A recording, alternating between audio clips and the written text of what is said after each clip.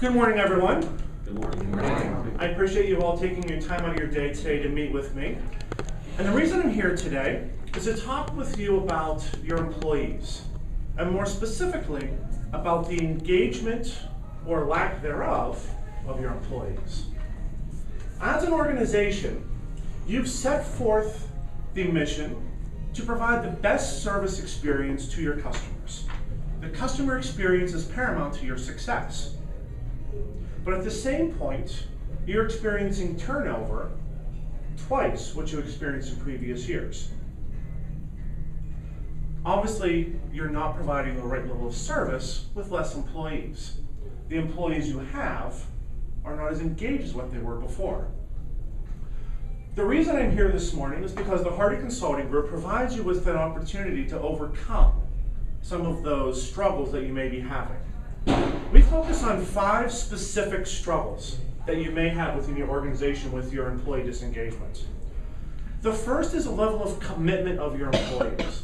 Now, commitment is different than coercion.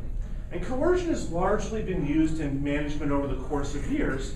That's the stick and carrot technique. If you do this, I'll give you this. If you don't do this, you'll get this.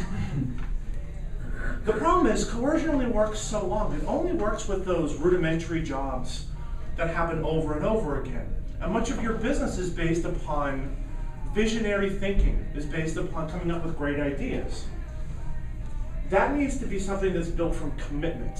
And commitment is those internal motivations that drive someone to do the best job they can possibly do for as long as they can possibly do it, because it's what they want to do. It's within their own control. They're driven by their own needs to satisfy your needs. The second thing we'll focus on from the Hardy Consulting Group is the competence of your employees. They have to know what they're supposed to do, how they're supposed to do it, and most important, have the skills to be able to do it. Engaging employees is largely about personal development. Today's workers, when you look at Generation X, Generation Y, and the millennials, they need to have an engagement factor based upon what they're going to get out of the job for themselves, not just what they're going to put into the job. And a lot of this is based upon their personal commitment and their competence in how they're going to develop themselves to become better at their jobs for the future. The third thing is, how are you going to communicate what you need to your people? And communication takes place in 2 different ways.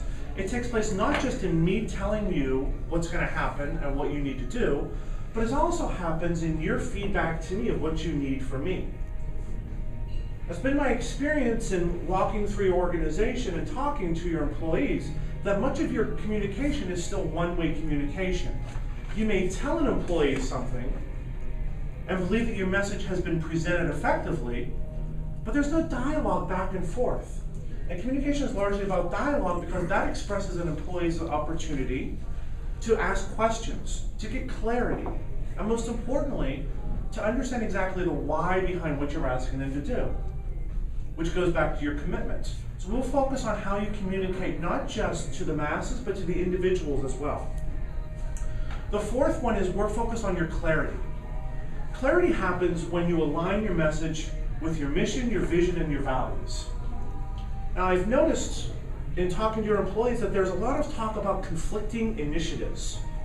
Rick says something that unfortunately Thomas doesn't agree with. So Thomas says something completely different. And what Thomas believes in isn't what Jeremy believes in. So you have 3 different people giving 3 different directions to one employee, and the one that they're going to pick is the one that they're going to get in the least trouble for. And when that happens, you're not necessarily going to obtain the greatest results because your employee's having to make a choice of the 3 different messages. The clarity in your message needs to be consistent, succinct, and needs to represent what it is you actually want that employee to do, not just how to do it, but the why behind their doing it. How does it fit into their job? How is it aligned with the overall values of your company? How is it aligned with the overall direction of their employment? And the last thing we're going to focus on is consistency. And you may think consistency in messaging means I'm going to say the same thing to everybody all the time. We focus on something very different from the Hardy Consulting Group, and that is we want the consistency to be an alignment between what you say with what you do. So the words that you've spoken to everybody needs to be aligned with what you say you're going to do. You're walking the talk. A great example, in your mission, you talk about being an organization that learns from its mistakes. However, you punish those people that make mistakes. Those two can't exist together. We'll help you understand where those gaps lie, how to shave those gaps down to nothing, and be able to align your behaviors so that the message your employees get is consistent with what you're trying to do as a company. And if what you're saying as a company is different from what you really mean, then let's change your mission. Let's change your value statement. Let's change your vision so that it reflects where you're really trying to go, to give your employees an opportunity to understand where they're going. The way we're going to do this is threefold. The first one is we will start with your staffing systems. If you don't understand who you're trying to get, why you're trying to recruit them, where they're coming from, and what they're going to bring to your organization, you're never going to be able to help solve your retention problem and your engagement problem. You need not just to be recruiting and hiring for the technical skills, but for fit. Because let's face it, not every employee on your floor right now fits within your company. So we're going to focus on who you're bringing in, how you're bringing them in. The second thing is we're going to focus on a task-based management system. Meaning that, much like situational leadership, we're going to focus how you do things based upon the individual person, not the group as a whole. Because no one way reaches every single person. And the last thing we're going to do is to help you build resident leadership that impacts your vision and the direction of your company long term.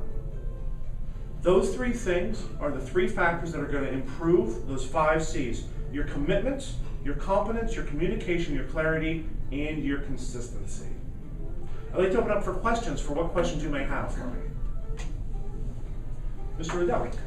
You talked about the elimination of the carrot and the stick approach, or is it my question is it an elimination of the carrot and stick, or is it a modification so that the carrot and the stick are better defined for our generation? It's a great question. And I'll say that it's actually more of an elimination of the carrot and the stick. Think about the things that motivate you and how you learn best. Is it about somebody standing over you with what you're going to get from it? Or is it about the reward-based behavior so that you understand what it is you're supposed to do and then redirect your behavior to accomplish more of the things that are expected of you? Carrot and sticks worked wonderfully in the 1950s, but generation after generation, we've moved farther and farther away from that place in the behavioral spectrum. We want to replace that sort of behavior with a modified behavior based on reward systems. The more we reward, the more people do those things that they're expected to do. And when you do that on an individual basis, how we reward you and manage you was different than what we're going to do with Kitty, different than what we're going to do with Rick. It's based on the individual. Wonderful question. Thank you for asking that. Kathy. Yes. Dang. First off, I am a very ebullient person, and I was applying for a job, and I came in second. But I lost the job because of a personality test. And what they told me was my personality wouldn't go with the person in charge. Tell me about that. Do you do personality tests? We use personality tests as a portion of the hiring process. Personality tests are not meant in any way to be a pass-fail test. There's 2 types of personality tests. There's type-based tests and trait-based tests. We work with a type-based test. Trait-based tests tell you how much of a certain trait you have and if it will fit into a role. Type-based tests tell you where you prefer to operate in your daily life. The reason we don't use trait-based tests is because every individual is different and can succeed in different ways by emulating different traits. As part of our selection process, we do use a type-based test. It's not a pass-fail. Someone will never be taken out of a role because of a personality. Instead, the type-based tests are used to determine, will this person fit within the team? And maybe you'll be a great fit for the organization, maybe you're in a different role. But it's only one of a myriad of steps that we use within selecting individuals. Thank you. I'd like to thank all of you for your time this morning.